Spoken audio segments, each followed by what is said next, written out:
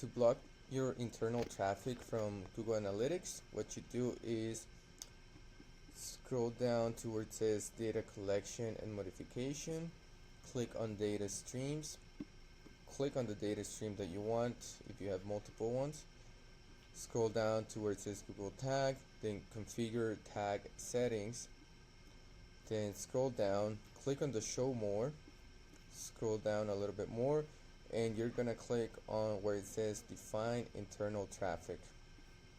In here you're gonna define the internal traffic rules, click on the create button, set a rule name. You can just put like internal or myself. You can put your name as well if you wanted to.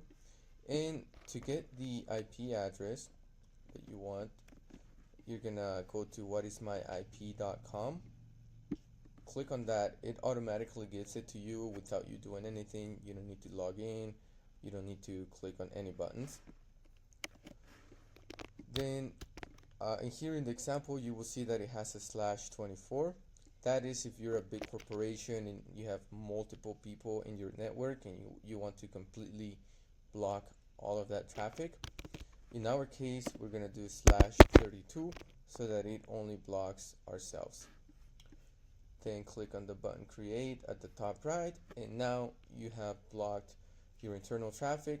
And again, if you want to block everyone in your network, do the /24 at the end.